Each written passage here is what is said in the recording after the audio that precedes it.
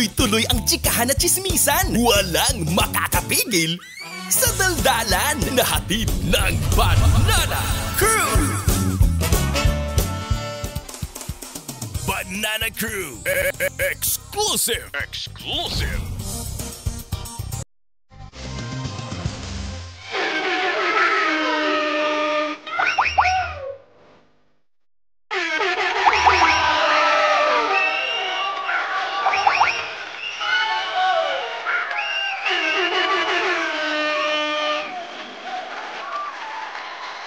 92.3 FM Radio Manila, your favorite music radio. Kabay!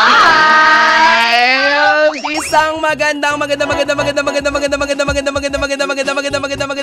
afternoon sa lahat ng mga ka-vibes pa rin po natin. Syempre, sa lahat ng mga nakatutok sa atin sa Metro and Mega Manila. Ganun din, of course, sa mga giniginaw, yung mga naghahanda na para sa night market later dyan sa 102.3 Baguio. At syempre, gayon din sa mga hasang ng isda ninyo. Taray, hindi ninyo. Sa mga hasang ng mga isda na huhulihin sa karagatan. Hindi pa ako tapos, bestie. Yes. Oo, correct. Syempre dyan sa 97.5 FM Radio, Jensen. Nako, this is the moment that we've all been waiting for. Alam niyo po, matagal na po naming na-anunsyo. At marami ang very, very excited. Sabi ko nga kanina off the air, no, bestie, at mga ka-vibes, parang isa-isa tayong binisita nila yung mga cast nung sikat na pelikulang Isang Daang Tula para kay Stel. Dahil nakasama na natin dito si Bella Padilla. Yes, totoo. Kyle Echari. Ngayon, ito na, para kompletuhin nyo para sa isang daang awit. Diba? Oo. Awit! O, reaction nyo ng mga nagiging friends ko dyan sa may Mambugbak or Cavite. Ayun. Buong-buo, no? Yes, oo, diba? Kasama na po natin at huwag na po nating patagalin pa mga ka-vibes. Let us all welcome. Sigurado ako masaya, malaman.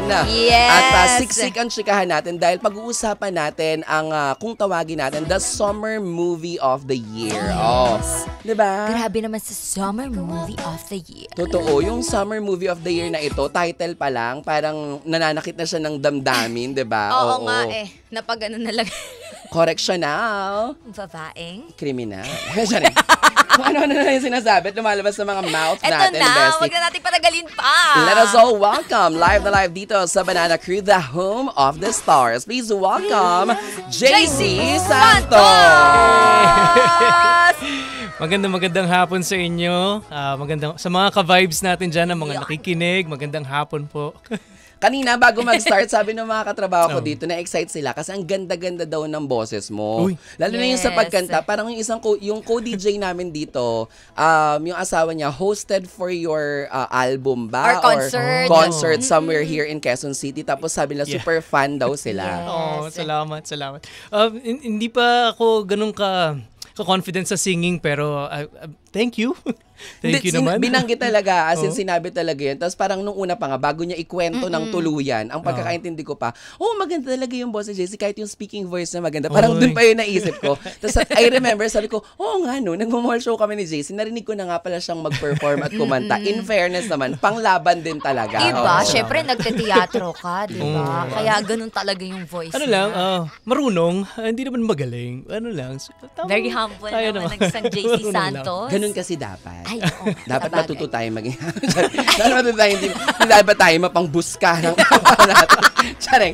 Charing lang. Pero ito, simulan na po natin, diba? Today is very busy day for you dahil sunod-sunod ang yung promo for this. The title of the movie na pag-uusapan natin, ito yung pagbibidahan mo with ang ating supposedly magiging bisitang ina. Ano nangyari? Nagpahinga ang ina. Diba? Oo, gano'n, diba? Oo. Ito yung I Remember You. Yes, Oo. yes. Can you tell us what's this all about? Choose the correct answer. What's this movie all about? Naitawid. Ito yung pelikula na shoot namin noong February 2024 na produced by Bente Productions, which is a card bank. A card bank is a microfinance bank. No, ang role ko dito is isang area manager, si AM Gani, as what they call him.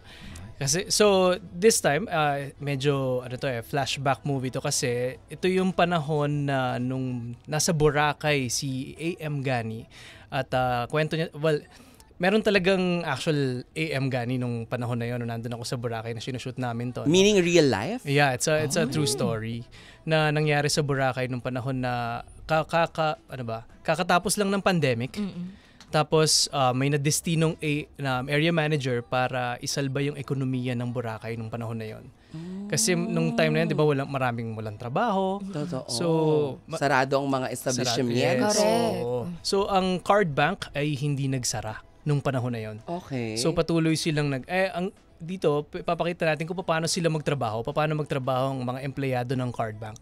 Kung paano sila katapang na pupunta sila sa center, tapos tatanungin nila yung mga tao kung paano sila makakapag-business, kung paano nila iipunin yung mga pera nila. At ang maganda dito, with card bank, nagpapautang sila without collateral and interest. So yung card bank, totoong merong ganon? Yes, it's totoo. Tinatawagan po natin ang marketing ng card bank. Opo, ito po ay talagang para sa akin, ano? Naganap na. Yes, malaking tulong po ito para sa programa namin. Sponsorship. Tama, di ba? Oo. So totoo siya. Yes, Okay. rural bank siya ng Pilipinas. Okay. So ang advocacy nila is poverty eradication. Okay. So sa pamamagitan ng syempre pagpapautang, 'di ba? At the same time, ano rin siya financial literacy. Oo. Basically, para malaman mo kung paano gumamit ng pera at saan mo ilalagay sa negosyo, invest. Yeah. Ayun, ang dami na nag-chat sa akin tuloy. Narinig nila yung sabi? pagpapautang, di siya, parang bling, ganun sa kanila. Pero parang, ayan na ang sagot. Di ba? Parang may ganun sila, this is it. Oo. Diretso na natin, di ba? Tayong mga Pilipino, di ba? Pag pinag-uusapan natin yung about sa mga utang-utang na ganyan. Dati, Gina G tayo dyan. Pero nagkaroon tayo ng fear, di ba? Ng takot kasi naglabasan sa TV na mga balita or even online na nakaka-tense pag di mo nabayaran. Yung grabe maningil. Di ba may ganon? So may ganon din bang eksena na nangyari doon na nagkasingilan after nung pautang? Di ba? After pautang, syempre, living the life. Ganyan. Akala mo talaga naman pinagtrabaho mo. Di ba? Tapos nakalimot Sa ending, nung hindi mo na nabayaran, araw-araw, kinukulit ka na. Ayan. Tapos napupunta na dun sa stress na parang wala akong pagkukunan ng bayan. So ito rin yung feature ng pelikula namin. Oh, Kasi galing ng paano texter. Take a texter. Paano sila maningil? Sinerch. Diba? Parang minsan, isa na nakalagay sa trailer actually na sinasaraduhan ng ilaw, ganun. Pero kasi, ipapakita namin sa pelikula na kung gaano kaluwag yung bangko kung ano lang yung kaya mong ibigay, then flexible ang bangko na to. Lalo na lalo na sa mga ganyang sitwasyon na nahihirapang magbayad. Antara. Paano mag-meet palas yung character mo as Gani with Miss Valine Montenegro? Di ba ang galing lang, February 2024 pa nila to sinun. Last yung year Gani, gamit na dun sa movie na I Remember You. Tapos ngayon, nauso naman yung reaction ng... Ngani! Yeah. Galing mo talaga. Sa'yo nang galing, hindi sa akin. Iba ka, bestie. Diba? Tama. Oo. Sinasabi ko na Ngani. Di ba ganun yun? Totoo Pero naman. Gani yung kanya, Oo, bestie. correct. Sorry. Ang galing. Ang ganda ng tanong mo doon, bestie. Pero Paano paano mag-meet yung character? So ngayon, ang trouble ni AM Gani ng pagpunta sa Boracay, ayaw niyang bumalik sa Boracay dahil meron siyang heartbreak na nangyari sa Boracay. So merong ganun yung kwento namin. Ba yan? Hindi naman, isinapuso ni AM Gani yung kasabihan na what happens in Boracay stays in Boracay. Bakit naman parang inano niya talaga na, di ba may ganun namang say? Tapos bakit naman talagang parang nagdagdam pa siya, di ba? Ganun. Yun, And so, then, bumalik nga siya kasi kailangan. Oo, dahil na-destino siya doon. Oo. So, ayun, mamimit niya ulit yung character ni Miss Valine Montenegro. And ito na yung papasok yung sa pelikula namin. It's all about helping, at the same time it's all about healing. Oo. Meron yung funny parang question na nag-pop up sa mind ko. Wow. Ano yun, best? Kasi yung title, I Remember You. Yeah. Di ba pag may mga nangungutang sa atin, pag singilan na, you remember them. Di ba parang gano'n? Di ba? Di ba tama naman? Pero hindi naman dun yun iikot. Hindi naman. I Remember You dahil dun sa mga naaalala mo at nagbalik yung memorya mo because nung pagbalik ni AM Gani sa Boracay. Movie enthusiast. Chari. Parang feeling ko walang closure kasing nangyari kay Gani. Ayun ang pinaka-dapat nating Ayan, abangan. oo. Diba? Na-mention na of course si Miss Valin. Ayan, diba? Kanina off-air, sabi mo nga na parang, sayang nakakamiss, masaya sana na makasama sa kwentuhan at sa kulitan si Valin sa mga ganitong promo or interview. Working with her, diba, sa pelikula, syempre I'm sure ikaw aware ka din na sobrang trending yung kanilang mga ginagawa ni Charis. Nakikita natin yan. Nakikita natin yan online. Papaano yung unang encounter ni JC kay Valin? Ang bilis niya Sinigawan nakuha ka ba niya kagad? ang bilis niya nakuha yung puso ko kasi nga ang dali niyang sobrang approachable ni Valin. Lahat ng makasama niya napapatawa niya palagi on the spot. So doon pa lang Na-break niya na yung ice.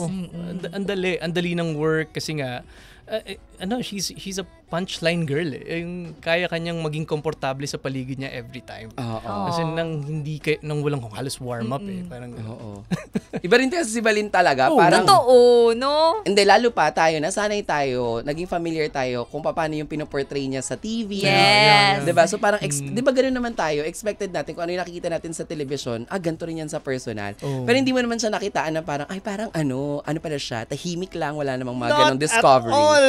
As walang tahimik? Ano ba yan? Walang silent moment. Sinasabi ko na nga, ba yan ang dahilan kung bakit sumakit talaga yung tsanena ni girl ngayong araw. Ayaw manahimik ni girl meron siyang ginagawang mukha na every time na may warm up siya sa'yo gagawin niya yung mukha na yun. So meron gagawin siya. Make face siya. May face. Na, ano ba ang ginagawa mo? Totoo. So, tama ang mga katagang, Valin is a punchline girl. Yes. Totoo. Iba din. Totoo. Pero Jace, di ba, ako, if I'm not mistaken, ang natatandaan ko, the first time that I had an interview with you, when ABS-CBN launched you as parang to me third party with JD. Diba? For On the Wings of Love. Till I Met You. Till I Met You. Yeah, for Till I Met You, yes. That's their second project with ABS-CBN na malaki after Otwal nga. Pero ngayon, you're into movies talaga. As in, parang pag sinabi mong JC Santos, sa pelikula talaga, yung pangalan mo na nakadikit na. Pero sa teleserye, di ba you started talaga na ma-introduce via teleserye, via mainstream TV? I don't know, nagkataon lang. It just so happens na marami akong, from that role, di ba? Which is, that was a gay role, di ba? Tas ako yung third guy ni James Reid tsaka nila Nadine, di ba? So ito nagkataon lang dahil bumida ako dun sa Isang Daang Tula para kay Stella. The rest is history. Kasi parang that's an unusual character for the movies, I think. At for me, bago din yun na na-portray ko para sa akin, di ba? At para siguro din sa movie. So I guess swerte lang na paano ka namimili ng roles? Kasi syempre parang lahat halos ng producer parang they're eyeing for JC to be yung leading man nila, yung star nila. Kasi nga parang nakapag set ka ng standard na dapat, di ba, hindi totoo naman, aminin natin, pagdating sa pelikula, parang ang dami mo, sabi mo nga kanina off-air, ang dami pang mga susunod, ang dami pang mga natapos na gawa. Na hindi naman aware yung mga fans mo na, ganun pala. Akala, like ito, February 2024 pa, pero imagine, di ba? Ngayon lang halos natin na pag-uusapan tong I Remember You, ganyan. Tapos marami pang nakasunod.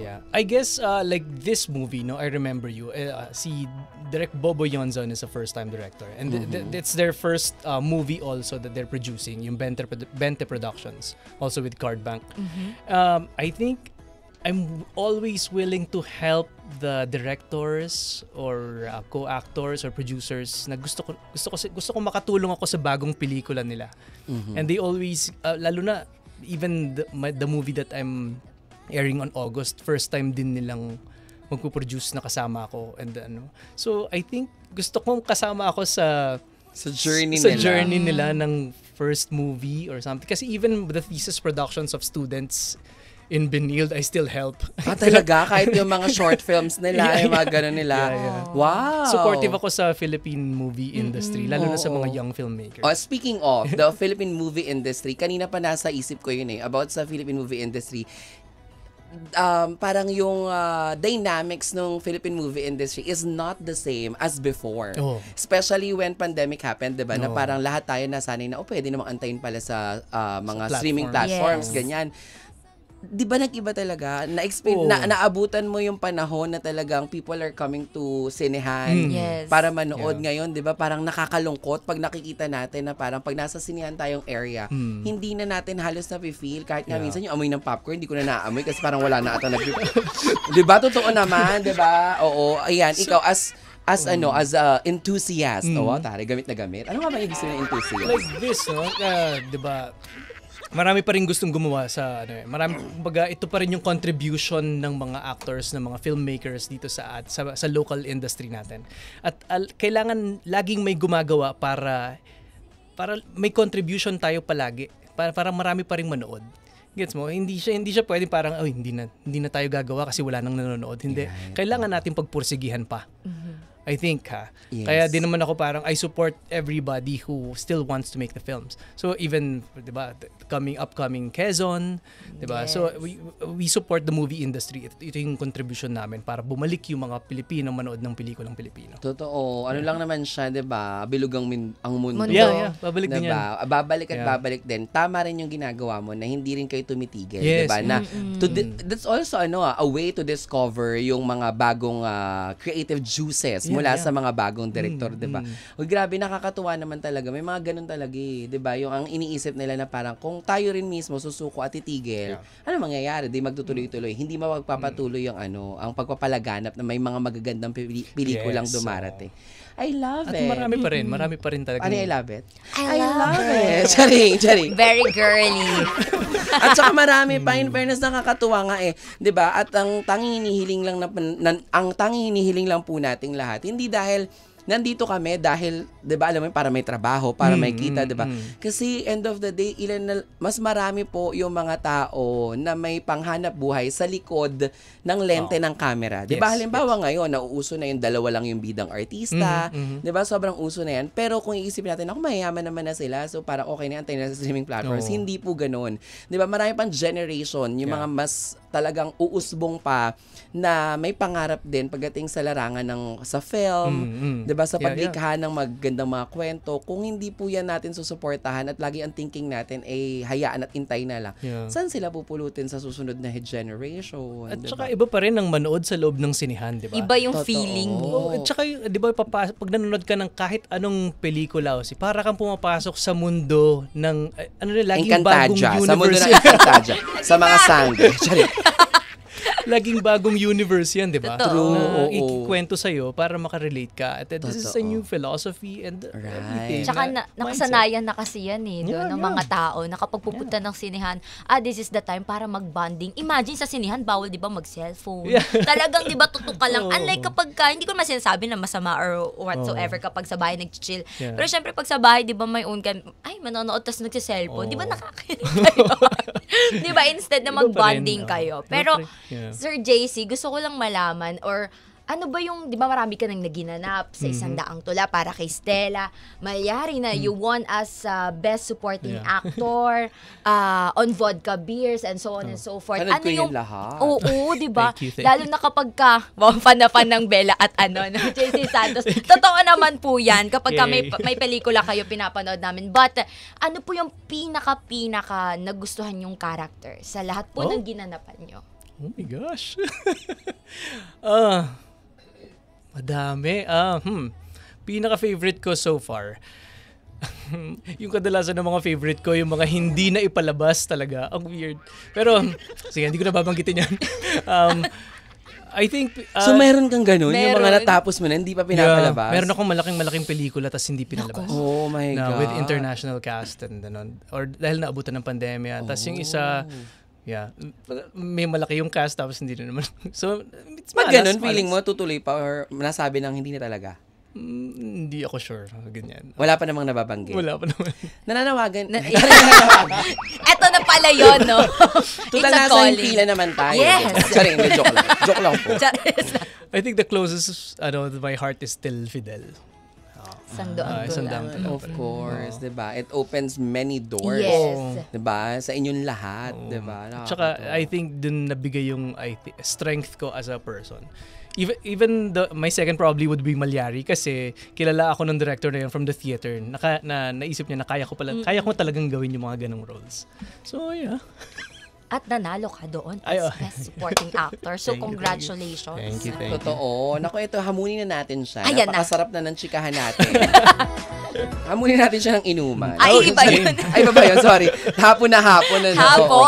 Hindi, meron tayong segment dito na we want to listen and we want to know kasi napaka-magical ng segment na to. Yung segment namin, we have these cards na nasa gilid ko na normally or kadalasan nagkakataon sa kung ano yung siguro nararamdaman ng puso ng mga taong bumubunot. Okay. Na pag-uusapan natin siya na ang questions na nandito, yung mga questions na hindi kadalasang na itatanong. Ito ang segment natin na... Ang mga katanungang hindi madalas na pag-uusapan dito ang lapagan sa Asal. Ang sa amin lang Asal.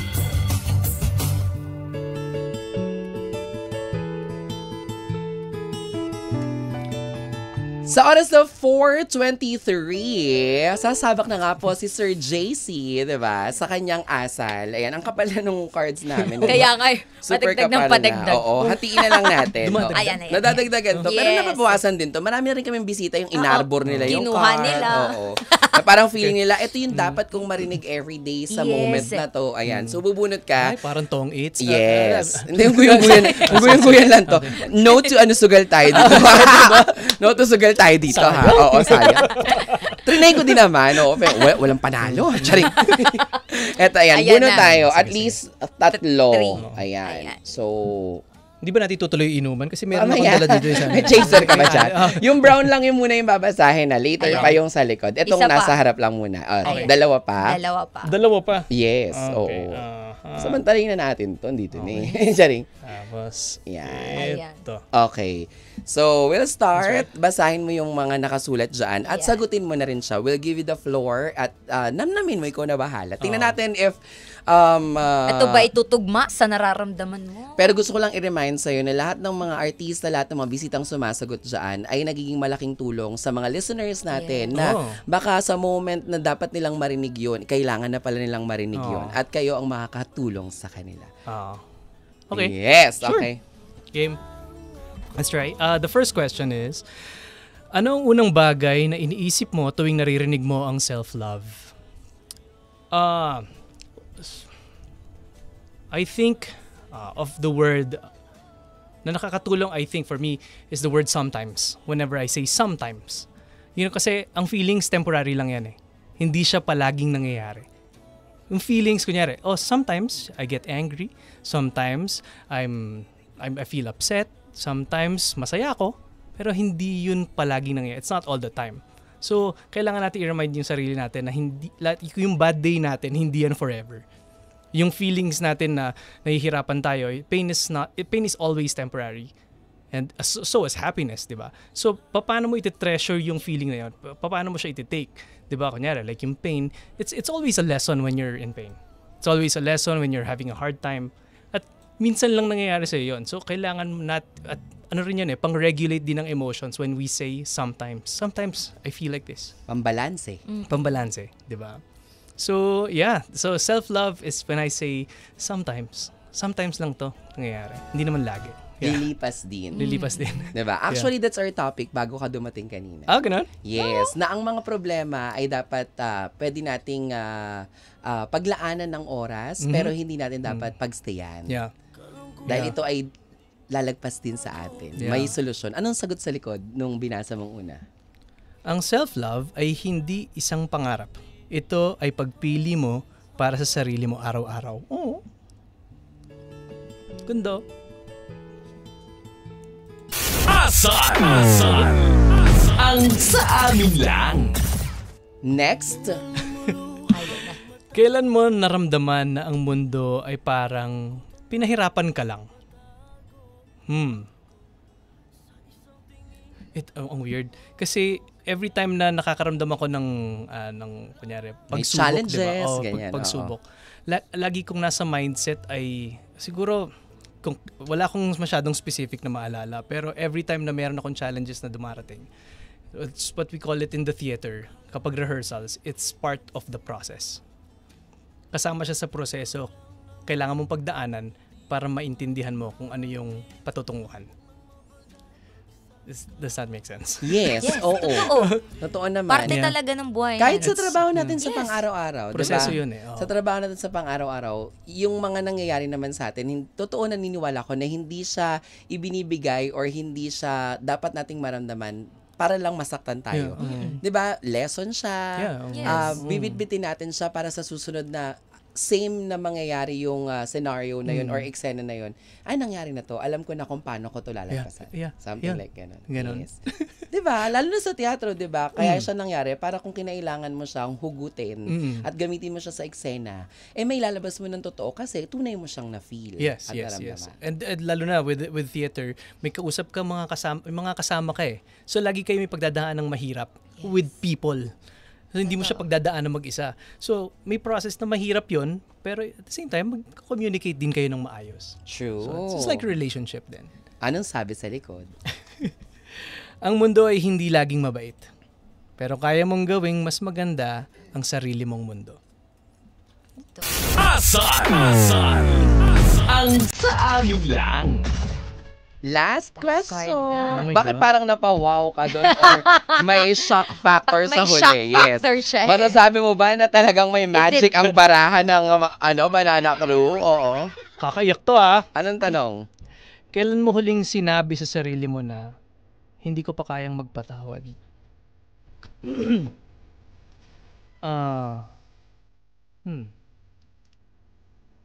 I guess ano ba? I'm big right now. Kaya ako family person because I didn't have the best family nung growing up. So it took time for me to understand the idea na ganito pala kapag may pamilya, ganito pala. Hindi ako nakaka-relate sa mga family movies, hindi ako kasi pero it took a while for me na nasabi ko sa sarili ko na hindi kasalanan ng parents ko kung bakit ganun yung nangyari sa amin. So, pero, it was part of the process. At natuto rin ako magpatawad. I think yun. Grabe, no? Yan ang pinakamabigat na na gawin. Madaling sabihin na magpatawad tayo kasi kung ang Diyos nga, di ba laging may ganun? Pero kung hindi ikaw yung nandoon sa sapatos na dapat mong i-fill in, di ba? Doon mo lang marirealize kapag ikaw na talaga, like ikaw as a father. Diba? Actually, even now in marriage, kasi even being a parent right now and a husband, it should be part of everyday life to just forgive. Diba? Kasi nga, tulad ng sinasabi ko, sometimes we feel this way, but we forgive and we say sorry right away. Walang question yun. Kasama yun sa culture natin as a family. Kung pwede yun mangyari everywhere, it would be great. Jace, this question is lang naman. Gusto ko lang siyang itanong kasi napag-uusapan na. Sino yung naging you said kanina na parang di mo na experience, hindi mo siya na feel, 'di ba? Pero as a father now, sino yung tinitingala at kino-consider mo na parang naging mentor mo of being a father aside dun sa mga learnings and experiences mo?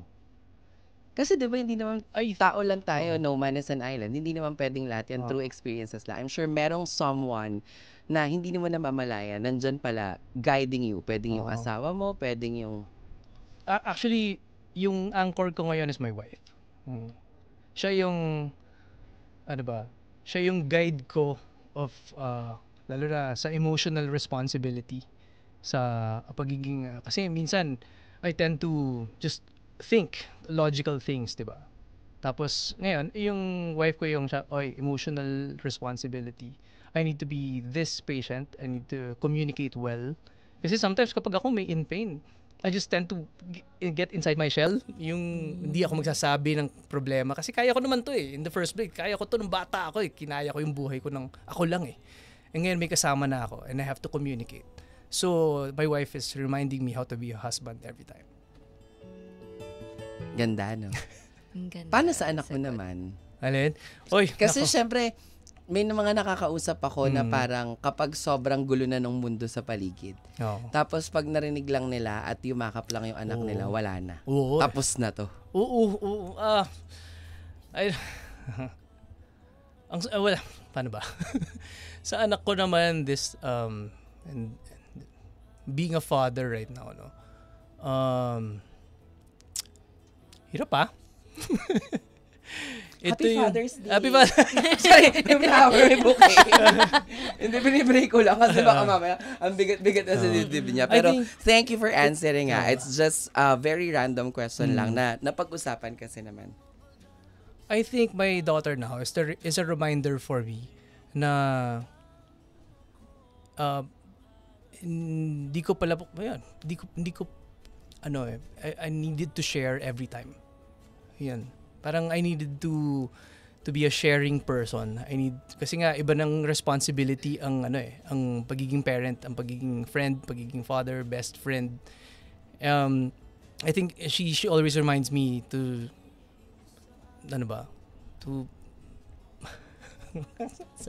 it's so emotional. It's okay lang. Yeah, she's a reminder for me to share.